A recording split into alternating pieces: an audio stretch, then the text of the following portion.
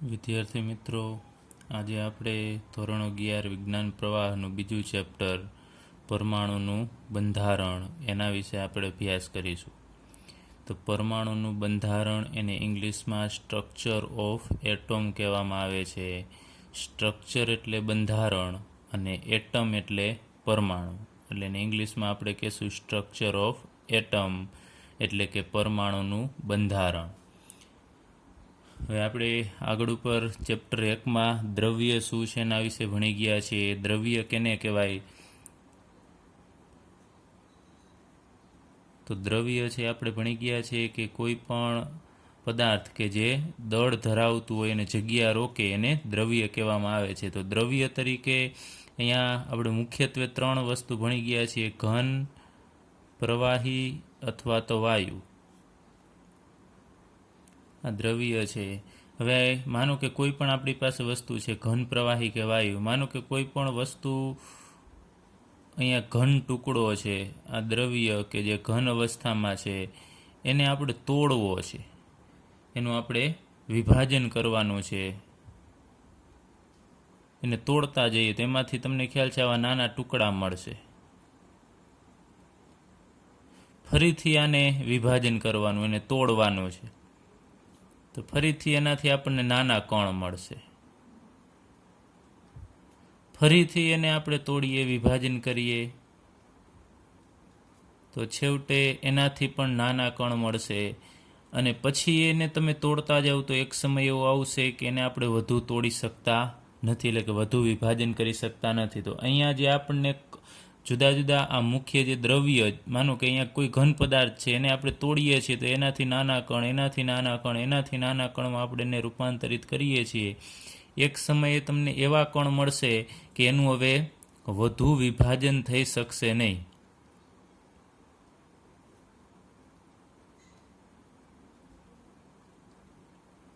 એવા આજે આપણને કણ મળ્યા, એ કણને પરમાણુ કહેવામાં આવ્યા. તો આ પરમાણુ એ શબ્દ છે એ હકીકતમાં કેને આપ્યો છે? તો એ ભારતીય, પ્રાચીન ભારતીયો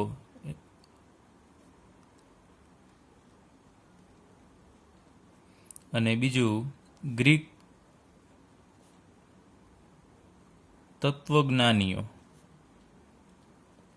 એટલે પ્રાચીન ભારતીયો છે એ અને ગ્રીકના તત્વજ્ઞાનીઓ છે એને એવો ખ્યાલ આપ્યો કે કોઈ પણ આવું દ્રવ્ય છે એનું આપણે વિભાજન કરતા જઈએ તો છેવટે આપણને એક એવો કણ મળશે કે જેનું પછી આગળ ઉપર વિભાજન થઈ શકશે નહીં, અને અંતે જે કણ મળે એને પરમાણુ કહેવામાં આવે છે. એટલે કે પરમાણુ છે એનું આપણે વધુ વિભાજન કરી શકશું નહીં. આવું કેને કીધું સૌ પ્રથમ?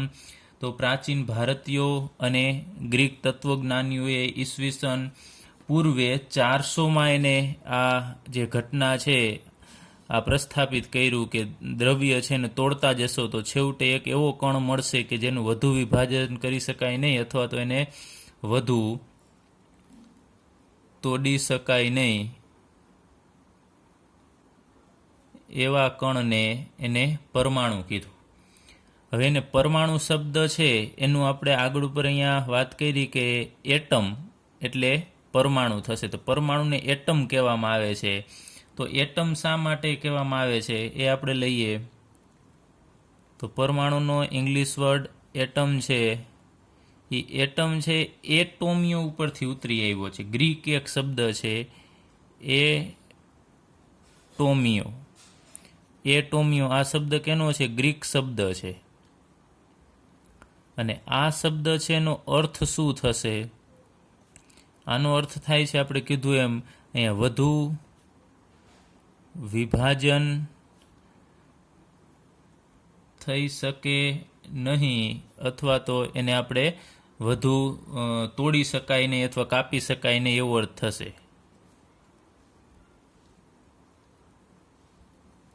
ચલો, એટોમિયોનો અર્થ ગ્રીક ભાષામાં થાય છે કે વધુ વિભાજન કરી શકાય કે થઈ શકે નહીં, અથવા તો એને વધુ તમે કાપી શકો નહીં, એવો અર્થ થશે. તો પરમાણુ છે એ પણ પ્રાચીન ભારતીય અને ગ્રીક તત્વજ્ઞાનીઓ એવું કીધું કે પરમાણુ છે એને પછી તોડી શકાતો નથી, એટલે એટોમિયો ઉપરથી ઇંગ્લિશ વર્ડ આપવામાં આવ્યો એટમ, કે જેને આપણે ગુજરાતીમાં પરમાણુ કહીએ છીએ. પરંતુ આ ખ્યાલ છે એ અડસટ્ટે આપવામાં આવ્યો હતો. અડસટ્ટે મીન્સ કે એક આપણે કેવું હોય તો કહી શકાય કે ધારણા છે, એ કોઈ એને પ્રાયોગિક પુરાવો હતો નહીં. અડસટ્ટે છે અને આ જે ખ્યાલ છે એને કોઈ પ્રાયોગિક સમર્થન નથી, અથવા તો પ્રાયોગિક પુરાવો નથી કે પ્રેક્ટિકલી એવું પ્રૂફ કરી શકાય કે એને તમે તોડી શકો છો, અને અંતિમ કણ એવો છે કે જેનું વિભાજન કરી શકાતું નથી, તોડી શકાતો નથી કે કાપી શકાતો નથી, એને પરમાણુ કહેવાય. એવો કોઈ પ્રાયોગિક પુરાવો નથી, માત્ર એવી ધારણા જ કરેલી હતી. તો તમને ખ્યાલ છે કે વિજ્ઞાન છે ધારણાઓ ઉપર ચાલતું નથી, એને કોઈ પ્રાયોગિક પુરાવો આપવો પડે કે આ પરમાણુ છે એ અવિભાજ્ય છે, તો એનો પ્રયોગ કરીને બતાવવું પડે તો દુનિયા છે એ માનશે. તો આ વિચાર છે એ ઘણા વર્ષો સુધી એમનેમ સુસુપ્ત રહ્યો, પ્રસુપ્ત રહીએ છે, નિષ્ક્રિય. કોઈ આના વિશે કોઈ નવું સંશોધન કર્યું નહીં. પરંતુ ત્યારબાદ છે આ જે ઘટના છે એ ક્યારે ઈસવીસન પૂર્વે 400 વર્ષ પહેલાની વાત છે. ત્યારબાદ છેક 19મી સદી,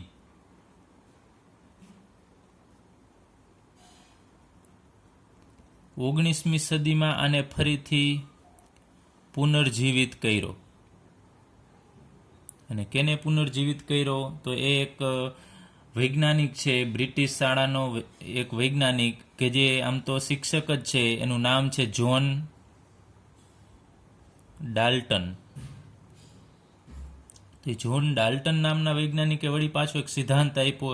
એ સિદ્ધાંત આપણે આગળ ઉપર ભણી ગયા છીએ. એ દ્રવ્યનો પરમાણ્વીય સિદ્ધાંત છે.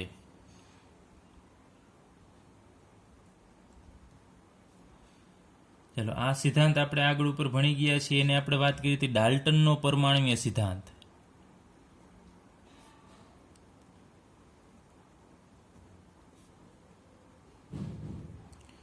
તો આ સિદ્ધાંત છે આપણે આગળ ઉપર ચર્ચા કરી. એમાં તમને ખ્યાલ છે આવ્યું હતું કે દ્રવ્ય છે એ નાનામાં નાના કણનો બનેલો છે કે જેને પરમાણુ કહેવામાં આવ્યું છે, અને એના આપણે સિદ્ધાંત પણ ભણી ગયા છીએ. તો આ ડાલ્ટનનો જે પરમાણુય સિદ્ધાંત છે એ પ્રાયોગિક પુરાવા ઉપરથી આપેલો છે, એટલે કે એ વૈજ્ઞાનિક એના આધારો છે.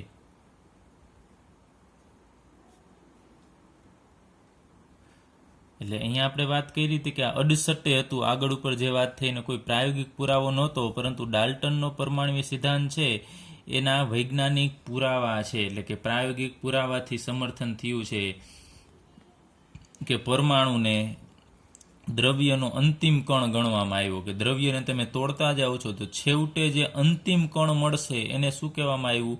પરમાણુ. તો ડાલ્ટને પણ એ જ કીધું હતું કે દ્રવ્યને તમે તોડતા જાઓ અને છેવટે જે અવિભાજ્ય કણ મળશે કે જેને તમે તોડી શકતા નથી, એવા કણને પણ એને શું કીધું? પરમાણુ. પરંતુ એને પ્રાયોગિક પુરાવા સહિત આપ્યું, વૈજ્ઞાનિક પુરાવા. અને વિજ્ઞાન માટે વૈજ્ઞાનિક પુરાવો છે અગત્યનો છે. ચલો, તો આપણે આ ચેપ્ટરની અંદર અમુક પ્રયોગોનો અભ્યાસ કરવાનો છે. પ્રયોગો ક્યાં છે? તો 19મી સદીના અંતમાં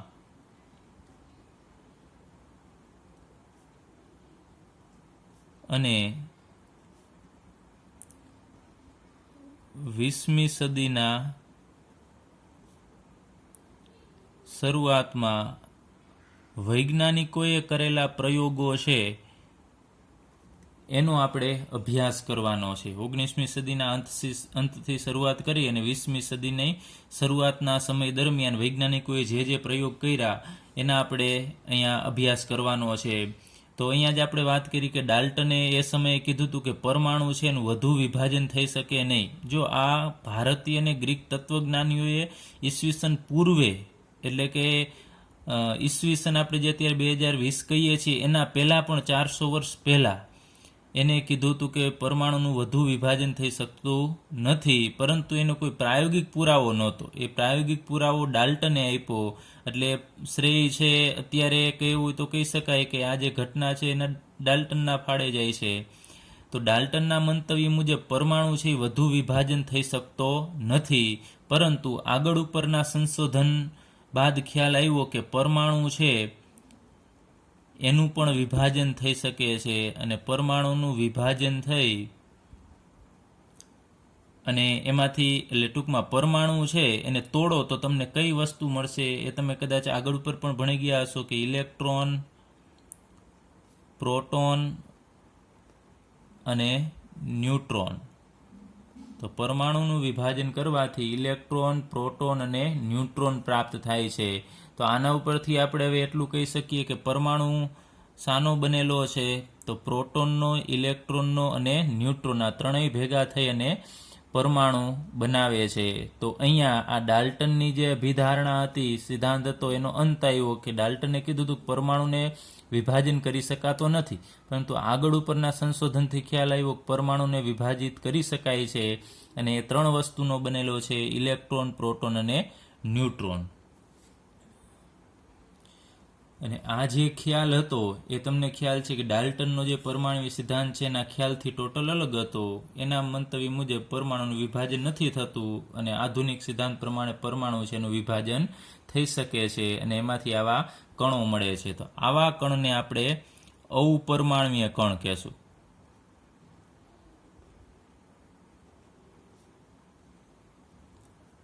તો અવપરમાણ્વીય કણ એટલે શું? કે પરમાણુથી જે નાના કણ છે ને એને બધાને આપણે અવપરમાણ્વીય કણ કહેશું. ઇલેક્ટ્રોન, પ્રોટોન, ન્યુટ્રોન એ બધા પરમાણુથી નાના જ હોય, કારણ કે એ બધા ભેગા મળી અને પરમાણુનું નિર્માણ કરે છે. તો ઇલેક્ટ્રોન, પ્રોટોન, ન્યુટ્રોન આ બધાને આપણે અવપરમાણ્વીય કણો કહેશું. ચાલો હવે આપણે જોઈએ અવપરમાણ્વીય કણો. તો આગળ ઉપર જ હમણાં આપણે વાત કરી કે અવપરમાણ્વીય કણો એટલે પરમાણુ કરતાં જે નાના કણો છે ને આપણે અવપરમાણ્વીય કણો કહેશું. ઇલેક્ટ્રોન, પ્રોટોન, ન્યુટ્રોન છે એ અવપરમાણ્વીય કણ છે. તો એની શોધ કઈ રીતે થઈ? તો એના માટે પણ ઘણા બધા પ્રયોગો કરવામાં આવ્યા છે, ત્યારબાદ એની શોધ થઈ. તો એમાં એક વાયુઓના વિદ્યુત વિભારના પ્રયોગો કરવામાં આવ્યા. વાયુઓનો વિદ્યુત વિભાર મીન્સ કે વાયુઓમાંથી વિદ્યુત પ્રવાહ પસાર કરવાનો. તમને ખબર છે કોઈ પણ આમાંનો પેન છે, આ પ્લાસ્ટિક છે, તો આમાંથી વિદ્યુત પ્રવાહનું વહન થતું નથી, ખૂબ જ ઓછું થતું હોય છે આમાંથી વિદ્યુતનું વહન. ત્યારબાદ લોખંડ હોય તો એમાંથી વિદ્યુતનું વહન ઝડપથી થાય છે. કોપરમાં, એલ્યુમિનિયમ એ બધા વિદ્યુતના વાહક છે. પાણીમાંથી વિદ્યુતનું વહન થઈ શકે છે. તો એવી જ રીતે વૈજ્ઞાનિકોને થયું કે વાયુઓમાંથી વિદ્યુત પ્રવાહનું વહન થાય છે કે નહીં એનો અભ્યાસ કરવામાં આવ્યો. તો એને આપણે વાયુઓના વિદ્યુત વિભારના પ્રયોગો કહેશું. એ ઘણા બધા વૈજ્ઞાનિકોએ આવા ઘણા બધા પ્રયોગો કર્યા. એના વિશે પણ આપણે હમણાં આ ચેપ્ટરમાં આગળ ઉપર અભ્યાસ કરીશું.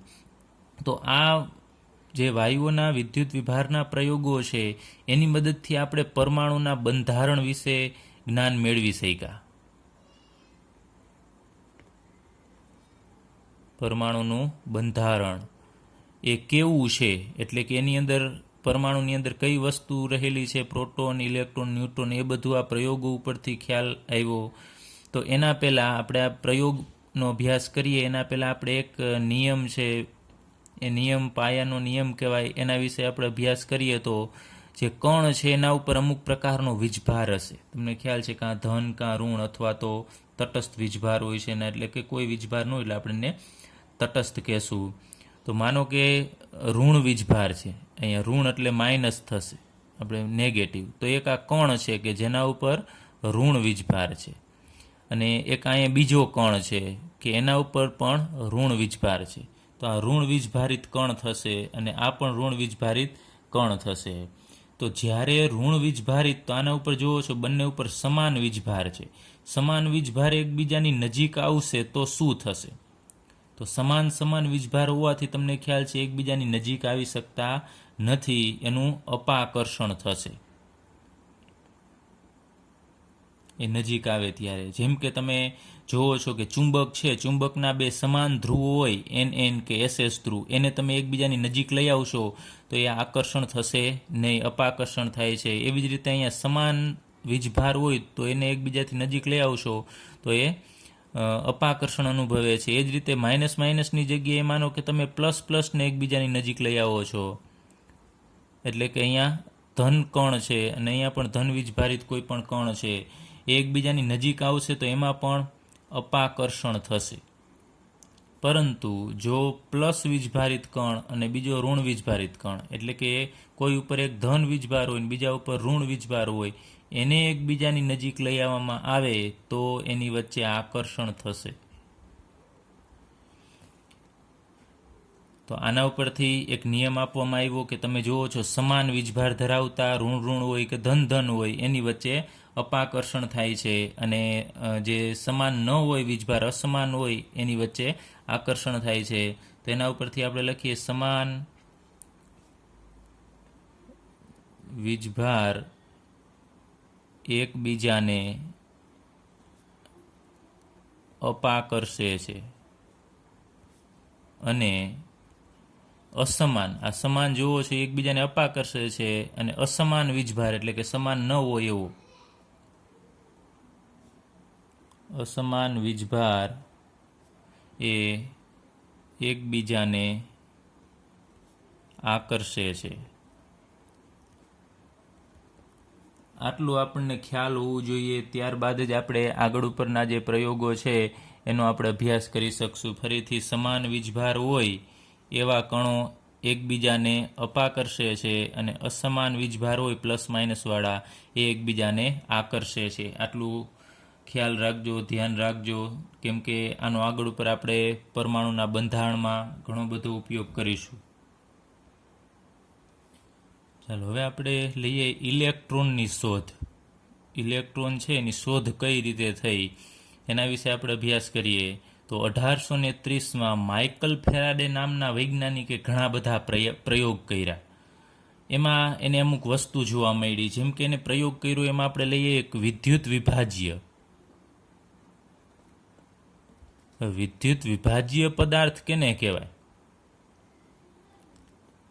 તો જે પદાર્થને તમે પાણીની અંદર એડ કરો અને એનું આયનીકરણ થાય, જેમ કે તમે NaCl છે એને અને પાણીને ભેગા કરશો તો NaCl છે એમાંથી એ બે આયનો અલગ પડી જશે, Na+ અને Cl- અલગ પડી જાય. તો અહીંયા NaCl એટલે કે મીઠું, એને પાણીની અંદર ઓગાળશો એટલે Na+ Cl- તરીકે આયનો એમાંથી બની જશે, અલગ પડશે. એવા પદાર્થને આપણે શું કહેશું? વિદ્યુત વિભાજ્ય પદાર્થ.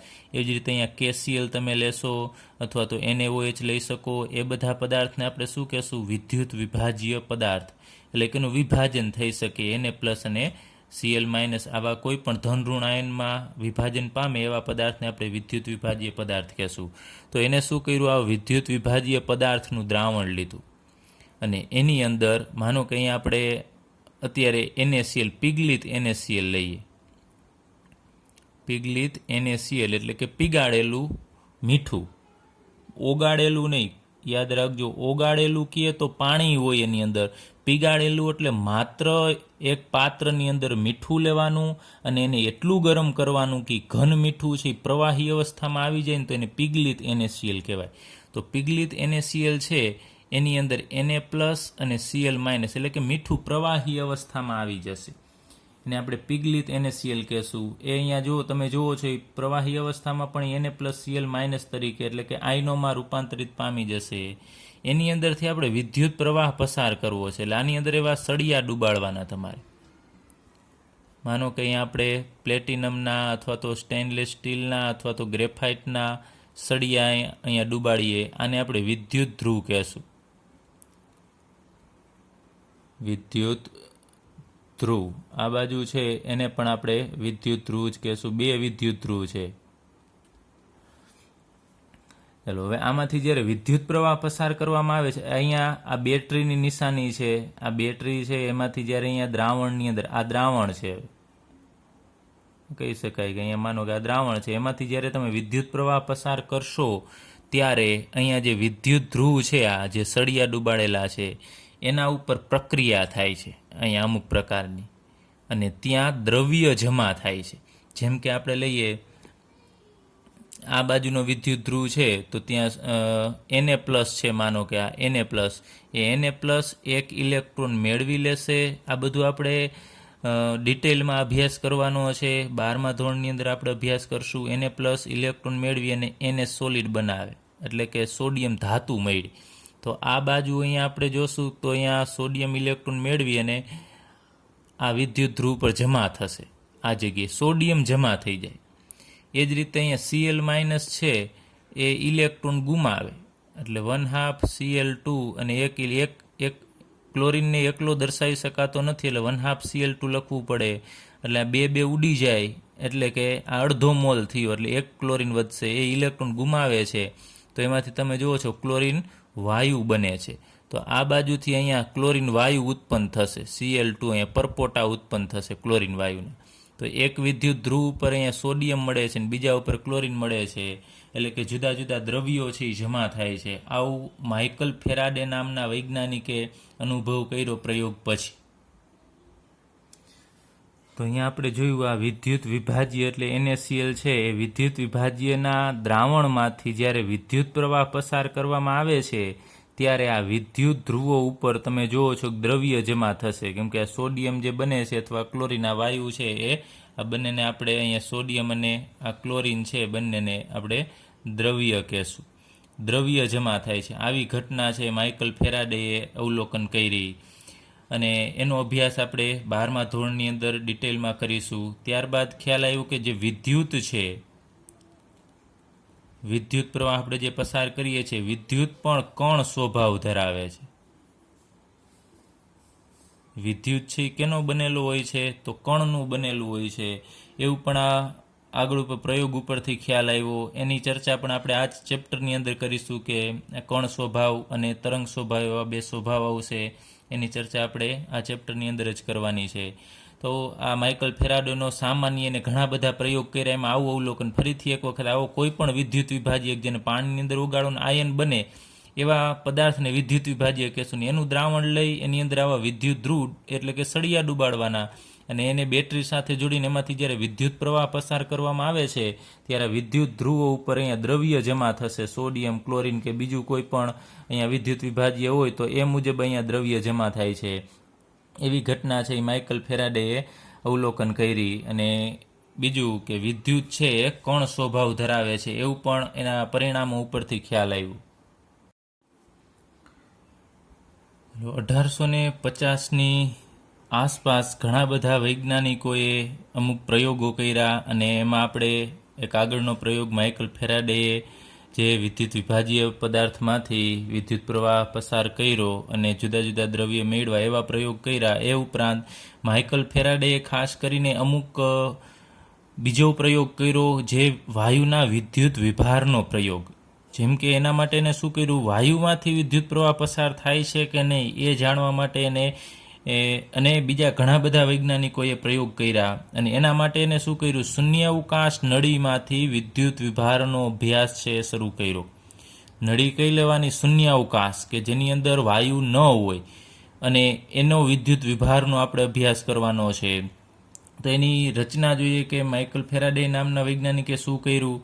એક અહીંયા તમે જુઓ છો કે આ એક નળી છે, આ કાચની નળી છે, કાચની નળી કે જે શૂન્યાવકાશ કરેલી છે, પરંતુ એ આપણે આગળ પ્રમાણે લેશું. એને ઘણા બધા પ્રયોગ કર્યા, એમાં જુદા જુદા દબાણે પ્રયોગ કર્યા.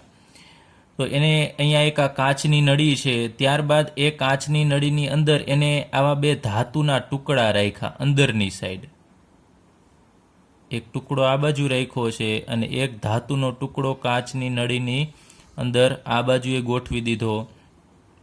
આ ધાતુનો ટુકડો છે.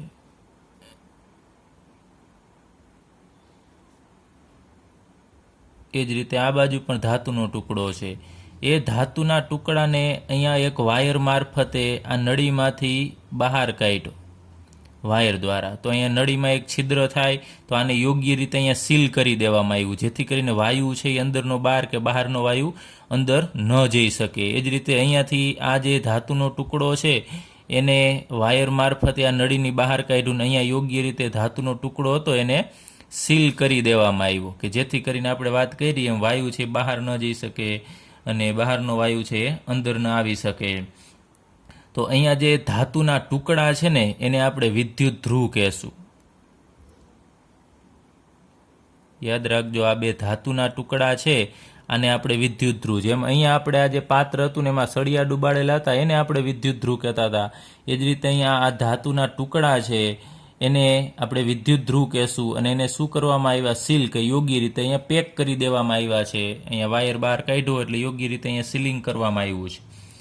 તો હવે અહીંયા આખું જે આ રચના થઈ એની અંદર અમુક વાયુ પહેલાં શરૂઆતમાં એને ભર્યો, પછી એ વાયુ છે એને અમુક નીચું દબાણ લેતા ગયા અને વિદ્યુત પ્રવાહ છે એમાંથી પસાર કરતા ગયા. પછી ઘણા બધા પ્રયોગોના અંતે એને એવું વૈજ્ઞાનિકોને ખ્યાલ આવ્યો કે આની અંદર જે વાયુ છે એમાંથી તમારે નીચું દબાણ રાખવાનું, એટલે કે નીચું દબાણ ક્યારે થશે એનું વાયુ ઓછું હોય ત્યારે. તો અહીંયા એક રસ્તો છે, અહીંયા તમે જુઓ છો કે અહીંયા ખુલ્લું લાગે છે પણ એ ખુલ્લું નથી હોતું. અહીંયા આ જે રસ્તો છે શૂન્ય અવકાશ પંપ તરફ જતો હોય છે.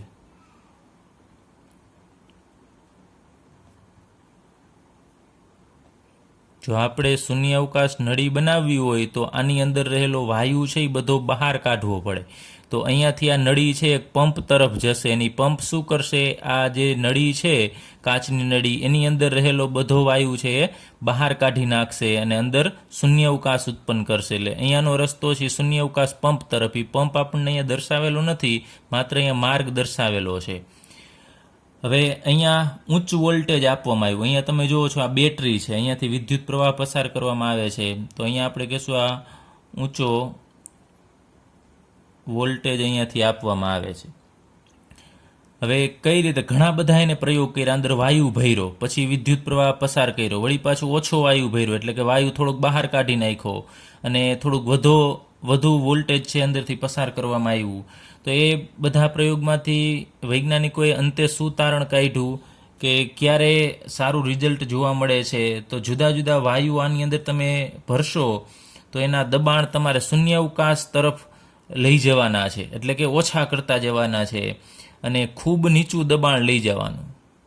ખૂબ નીચા દબાણે, એટલે કે અંદર વાયુ ખૂબ જ ઓછો હોય, અથવા આપણે એમ કહી શકીએ કે શૂન્ય અવકાશની આસપાસ હોય, એટલે ખૂબ નીચા દબાણે અને અહીંયા આપણે કીધું એમ ઊંચા વોલ્ટેજે, ઘણા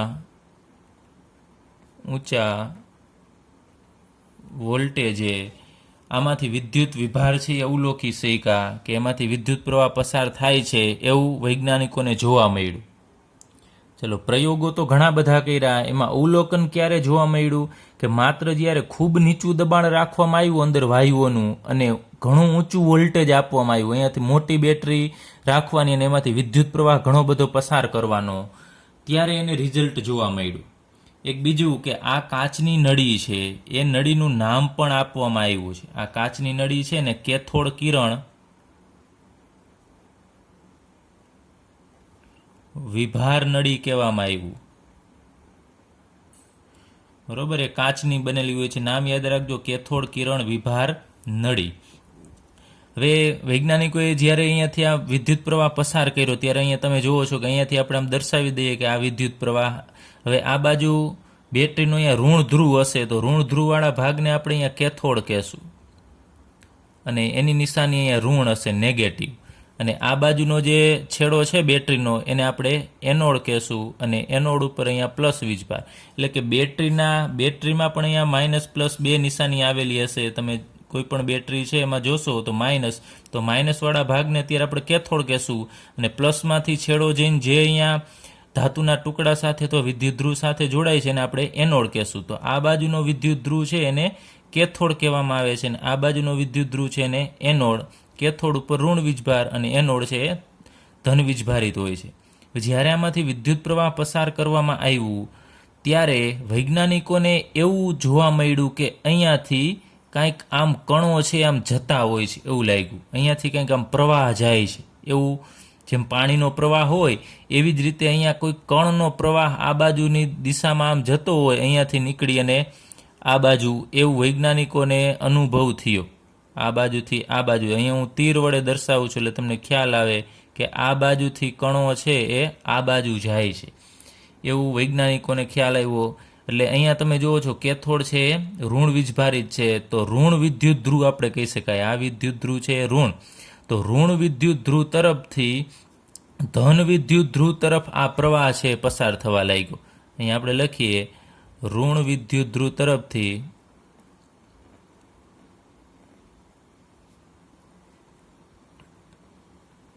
પ્રવાહ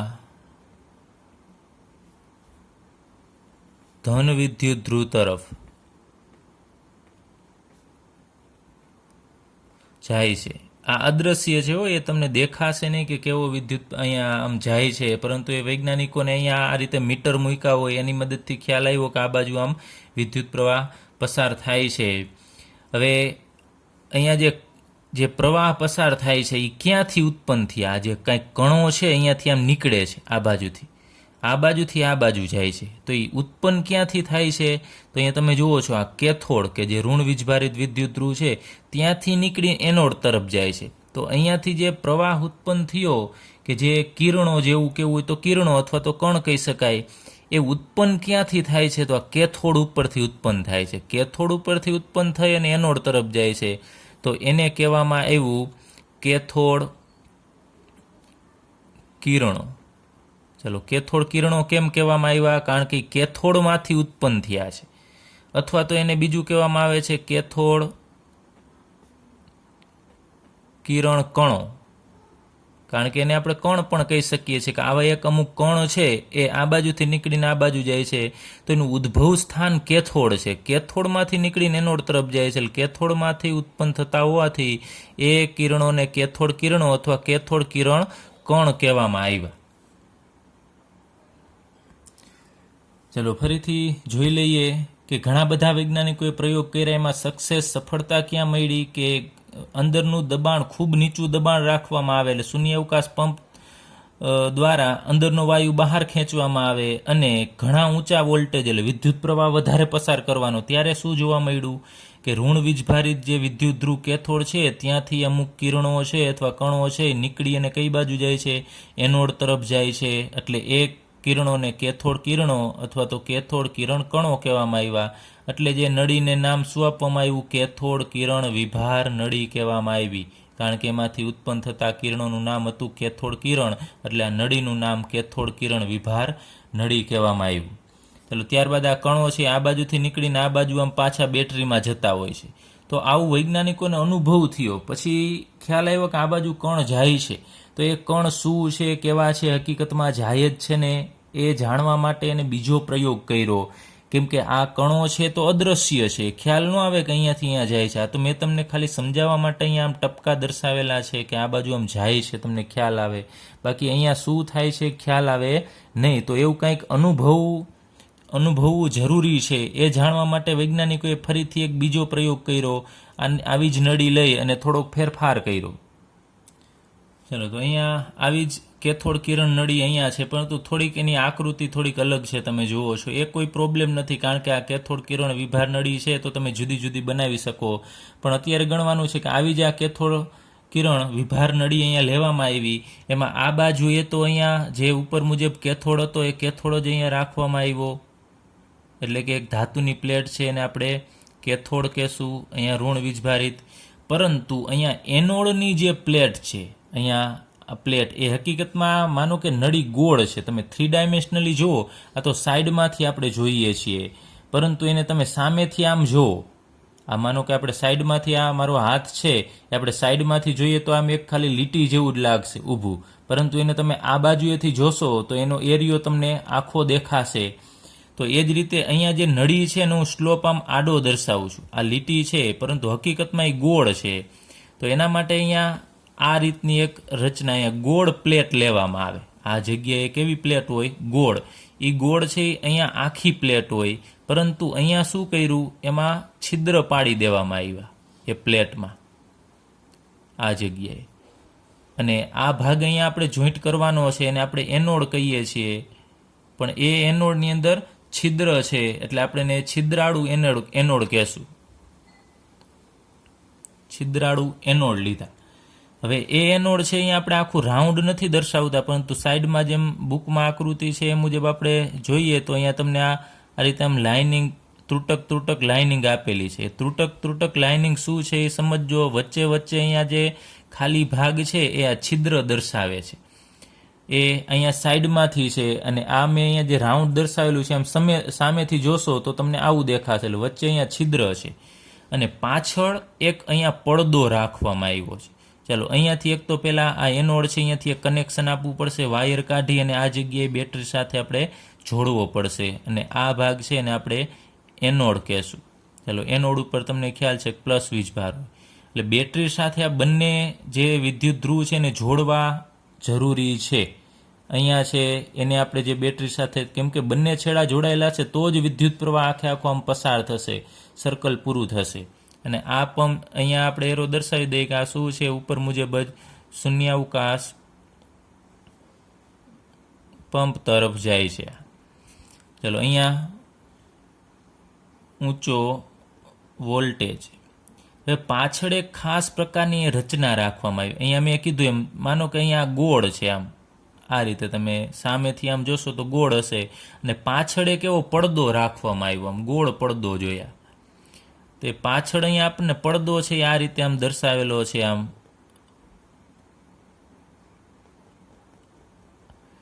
એ પડદો છે એ હકીકતમાં આમ ગોળ જેવું હશે. તો એ જે લેયર છે પડદો, એ પડદા ઉપર એક ખાસ પ્રકારનું કેમિકલ એડ કરવામાં આવે છે. એના ઉપર ઝીંક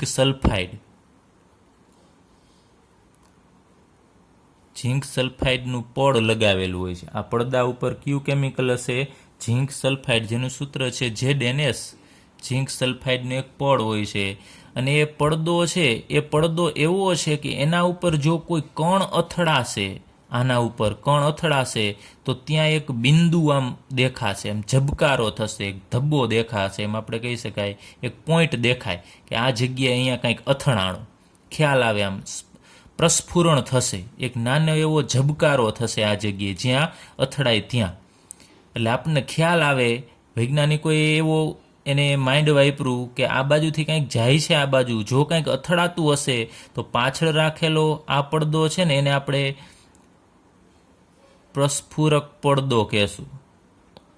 અને એ કેનો બનેલો હોય છે? ZnS, ઝીંક સલ્ફાઇડનો. તો આ પડદા ઉપર જો કંઈક વસ્તુ અથડાશે તો તરત અહીંયા એક કંઈક તેજસ્વી ધબ્બો દેખાશે, એક સ્પોટ વિકસી આવશે. એ પડ એ કેના કારણે હશે? ઝીંક સલ્ફાઇડના કારણે. ખાસ સમજો આનું કારણ શું છે, પ્રસ્ફુરક પડદો પાછળ કેમ રાખવામાં આવ્યો? કારણ કે કેથોડ ઉપરથી જે અજ્ઞાત કણો આવે છે એ હકીકતમાં ઉત્પન્ન થાય છે કે શું એ જાણવા માટે એક પડદો રાખ્યો. એ કણો અહીંયા અથડાશે એટલે આ જગ્યાએ અહીંયા આવા બિંદુ વિકસશે, અહીંયા સ્પોટ દેખાશે. એ સ્પોટ ઉપરથી આપણને ખ્યાલ આવી જાય કે અહીંયા કંઈક અથડાણું છે, એટલે કન્ફર્મ થઈ જાય કે આ બાજુથી કંઈક અહીંયા આવે છે.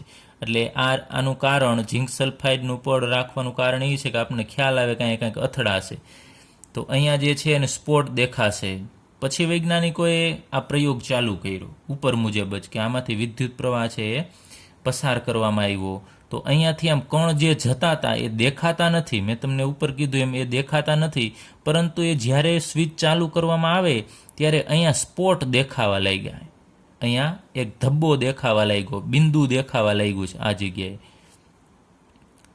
એ બિંદુ એવું આપણને પ્રૂફ કરીને આપે છે કે અહીંયા કાંઈક અથડાય છે.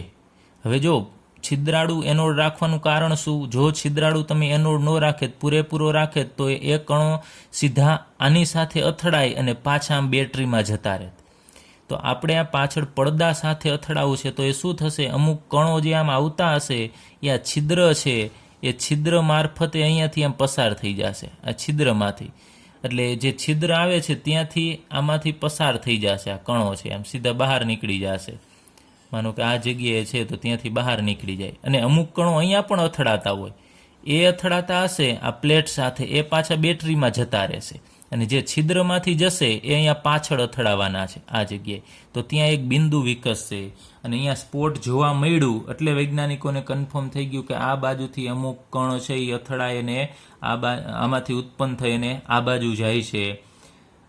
એના માટે ઉપયોગ કર્યો પ્રસ્ફુરક પડદો કેનો બનાવ્યો? ઝીંક સલ્ફાઇડનો. અને એ કેથોડમાંથી કણો ઉત્પન્ન થતા હોવાથી એ કણોનું નામ શું આપવામાં આવ્યું? કેથોડ કિરણો અથવા તો કેથોડ કિરણ કણ કહેવામાં આવ્યું. તો આવી જ રચના છે ટેલિવિઝનમાં છે. ટેલિવિઝનમાં પણ આવી જ નળી હોય, એમાંથી કેથોડ કિરણો નીકળતા હોય, ને આપણી જે સ્ક્રીન હોય ટીવીની, એ ટીવીની સ્ક્રીન એટલે એ પ્રસ્ફુરક પડદો, એની સાથે અહીંયા અથડાશે એટલે ત્યાં પ્રકાશ ઉત્પન્ન થશે અને એ તેજસ્વી દેખાશે. એટલે આપણે એમ કહીએ કે એની ડિસ્પ્લે છે એ એકદમ પ્રકાશિત થઈ. એનું કારણ એના કણો છે એ અહીંયા અથડાતા હોય છે. ચલો, અહીંયા આપણે પ્રસ્ફુરક પડદો કીધું, એમાં ઝીંક સલ્ફાઇડ છે એ પ્રસ્ફુરકનું કામ કરે છે, અથવા તો એને સ્ફુરદીપ્ત પણ કહેવામાં આવે છે. સ્ફુરદીપ્તનું પડ એટલે સ્ફુરદીપ્ત તરીકે અહીંયા કોણ કામ કરે છે? ઝીંક સલ્ફાઇડ એ સ્ફુરદીપ્ત છે. એટલે સ્ફુરદીપ્તનું પડ આપણે લગાવ્યું એટલે ત્યાં આમ પ્રસ્ફુરણ અસર ઉપજાવે કે કોઈ બિંદુ છે એ દ્રશ્યમાન થશે.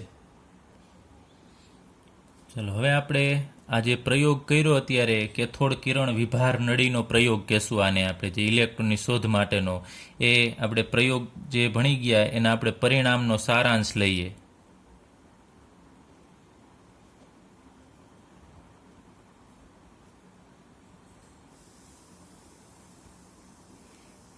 એના અંતે આપણને શું જાણવા મળ્યું?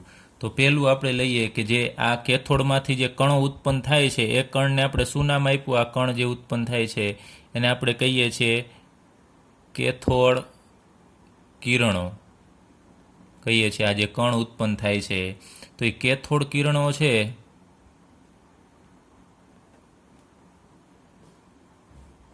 એ ક્યાંથી ઉત્પન્ન થાય છે ને ક્યાં જાય છે? તો તમને ખ્યાલ છે કેથોડ તરફથી ઉત્પન્ન થશે અને એનોડ તરફ જાય છે. એટલે આપણે લખી શકીએ કેથોડ કિરણો છે એ કેથોડથી શરૂ થઈ અને એનોડ તરફ જાય છે, ખસે છે એમ કહી શકાય.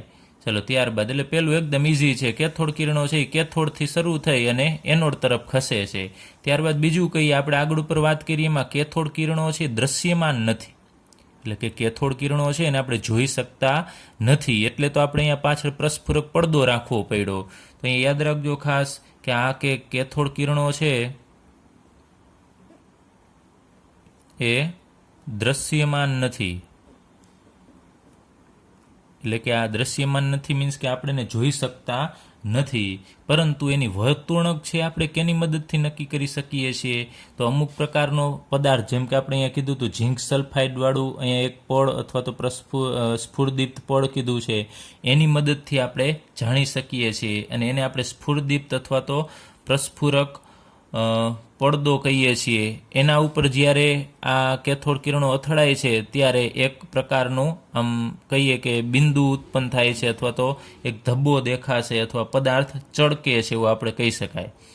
એટલે કેથોડ કિરણો દ્રશ્યમાન નથી, પરંતુ એ સ્ફુરદીપ્ત સાથે અથડાય, સ્ફુરદીપ્ત અથવા તો પ્રસ્ફુરક પડદા સાથે અથવા તો એ પદાર્થ સાથે અથડાય ત્યારે એ ચળકે છે, એ પદાર્થ છે ચળકશે, એટલે કે આમ તેજસ્વી તમને એક બિંદુ દેખાશે.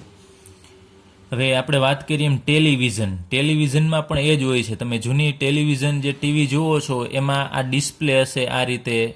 આ એક ડિસ્પ્લે આપણે સાઈડમાંથી જોઈએ ટીવી છે એ કેવી દેખાતી હોય છે.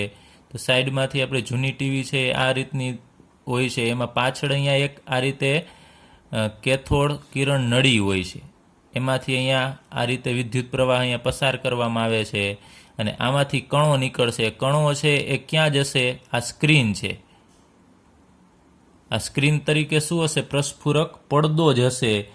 અને ત્યાં આ બધા કણો છે એમ અથડાશે. એટલે પ્રસ્ફુરક પડદાના કારણે આ જે એની સ્ક્રીન છે એનો પડદો છે એ તેજસ્વી દેખાશે. એટલે ટેલિવિઝનની સ્ક્રીન છે એ તેજસ્વી દેખાવાનું કારણ કે આ કેથોડ કિરણો છે એ આ સ્ક્રીન કેની બનેલી હોય છે? આવા ઘણા બધા એવા પ્રસ્ફુરક પદાર્થ આવેલા હોય છે એની બનેલી હોય છે, ને એની સાથે આ કણો અથડાશે એટલે આપણે જ્યારે સ્વિચ ચાલુ કરીએ છીએ ત્યારે આ સ્ક્રીન તેજસ્વી દેખાશે. એનું કારણ અહીંયાથી ઉત્પન્ન થતા કેથોડ કિરણો આ સ્ક્રીન સાથે અથડાશે અને તેજસ્વી દેખાશે અને આપણને જે તે ચિત્ર છે એ જોવા મળે છે. એટલે આપણે ટેલિવિઝનનું ઉદાહરણ લીધું કે એમાં પણ આવી જ ઘટના છે એ જોવા મળે છે. ચલો આપણે એના પછી ત્રીજો પોઈન્ટ લઈએ કે આ જે કેથોડ કિરણો છે એ વિદ્યુતીય અથવા તો ચુંબકીય ક્ષેત્રની ગેરહાજરીમાં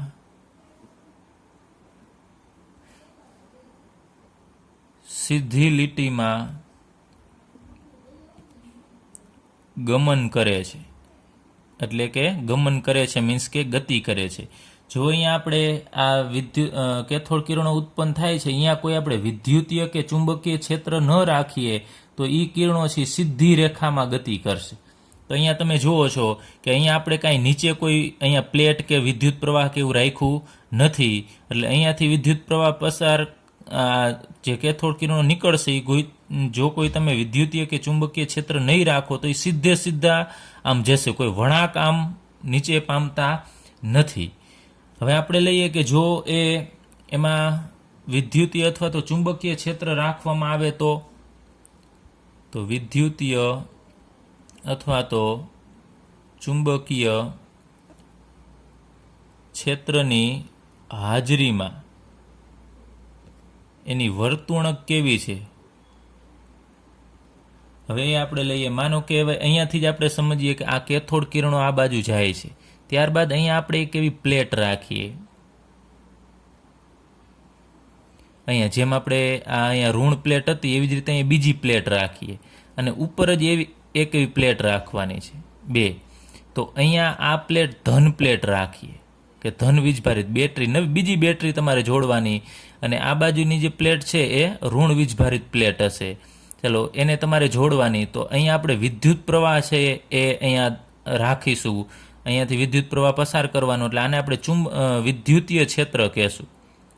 વિદ્યુતીય ક્ષેત્ર એટલે વિદ્યુતીય ક્ષેત્ર લાગુ પાડ્યું. કેથોડ કિરણો અહીંયા આમ જાય છે એટલે ઉપર નીચે આપણે 2 એવી પ્લેટ રાખી કે એમાં વિદ્યુત પ્રવાહ પસાર કરતા હોય, વચ્ચેનો ભાગ ખાલી છે. તો વૈજ્ઞાનિકોને શું જોવા મળ્યું કે આ કેથોડ કિરણો છે એ આમ સીધા જવાની જગ્યાએ આમ નીચેની તરફ આવે છે, આ બાજુ આમ વળી જાય છે. જોજો ખાસ, આ કણો છે એમ નીચેની તરફ વળી જાય છે આ બાજુ. અને કઈ બાજુ જાય છે તો ધન પ્લેટ તરફ જશે. કેથોડ કિરણો છે એ ધન તરફ જાય છે. તો ધન તરફ આપણે ભણી ગયા કે આકર્ષણ કેને હોય, ધન ભાગ તરફ, કે જે કણો ઉપર પોતાના ઉપર ઋણ વીજભાર હોય ને એ ધન તરફ, કેમ કે આકર્ષણ કેને થશે, ધન પ્રત્યે આકર્ષણ ઋણને થશે. તો આ કેથોડ કિરણો જે આમાંથી નીકળે છે એના ઉપરનો વીજભાર કેવો હોવો જોઈએ, ઋણ. કેવી રીતે ખ્યાલ આવ્યો, કારણ કે ધન પ્લેટ તરફ ખસે છે એટલા માટે. તો વિદ્યુતીય અથવા ચુંબકીય ક્ષેત્રની હાજરીમાં એની વર્તુણક છે એ કેવી જોવા મળી, તો ઋણ વીજભારિત કણ જેવી જોવા મળી.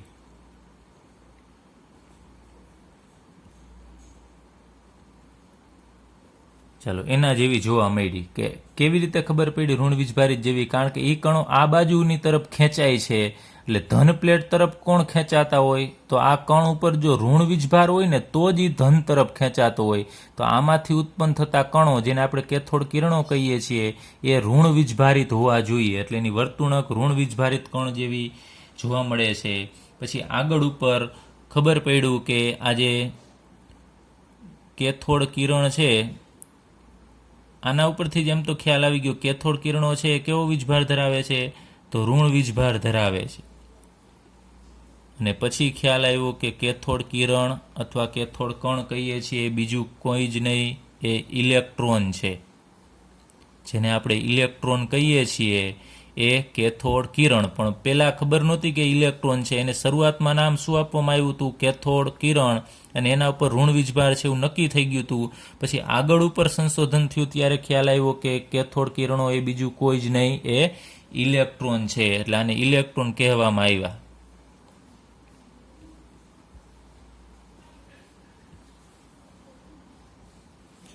ચલો એના પછીનો છેલ્લો પોઈન્ટ લઈએ કે આ કેથોડ કિરણો છે એની લાક્ષણિકતા એટલે અથવા એના ગુણધર્મ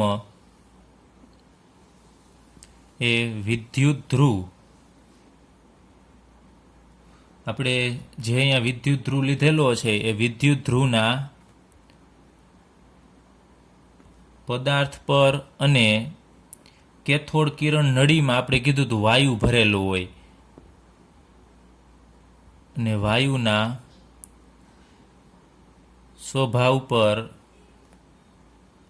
આધાર રાખતા નથી.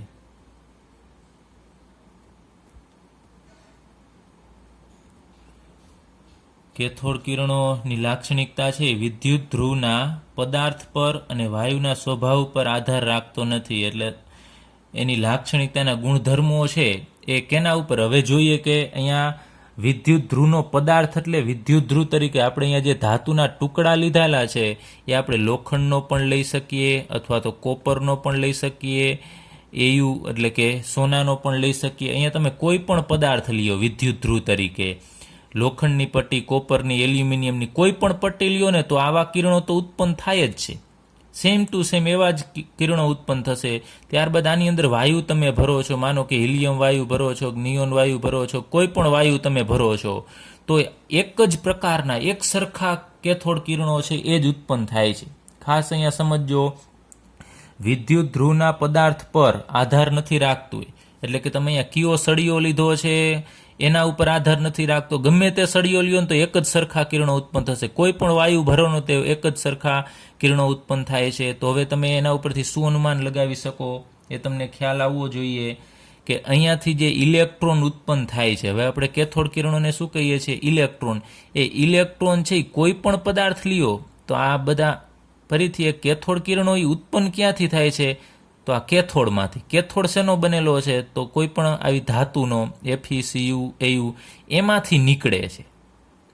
ઇલેક્ટ્રોનને આપણે E- વડે દર્શાવીશું તો એમાંથી નીકળે છે. તો તમે Fe લ્યો તો એમાંથી પણ ઇલેક્ટ્રોન નીકળે છે, કોપર લ્યો તો એમાંથી પણ ઇલેક્ટ્રોન નીકળે છે, Au લ્યો તો એમાંથી પણ ઇલેક્ટ્રોન નીકળશે, એલ્યુમિનિયમ લ્યો તો એમાંથી પણ ઇલેક્ટ્રોન નીકળશે. તો એનો મતલબ કે બધી કોઈ પણ અહીંયા તમે ધાતુ લ્યો, કોઈ પણ વિદ્યુત ધ્રુવ લેશો તો એમાંથી ઇલેક્ટ્રોન નીકળે જ છે.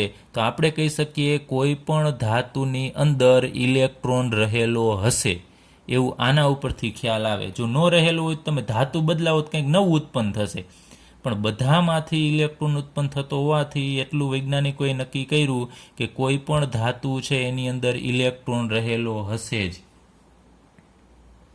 એટલે એના ઉપરથી ખ્યાલ આવ્યો કે ઇલેક્ટ્રોન બધા જ પ્રકારના પરમાણુ, એટલે અહીંયા આવે કોઈ પણ જે પદાર્થ છે તો તમને ખ્યાલ છે પરમાણુનો બનેલો હોય છે. એટલે કોઈ પણ પ્રકારના પરમાણુ એટલે કે Fe, કોપર, Au એ કોઈ પણના પરમાણુ એ પરમાણુઓના પાયાનો ઘટક છે. ચાલો, ઇલેક્ટ્રોન બધા જ પ્રકારના પરમાણુઓનો પાયાનો ઘટક છે. મીન્સ કે એની અંદર કોઈ પણ પરમાણુની અંદર ઇલેક્ટ્રોન આવેલો છે એવું આ પ્રયોગ ઉપરથી ખ્યાલ આવ્યો.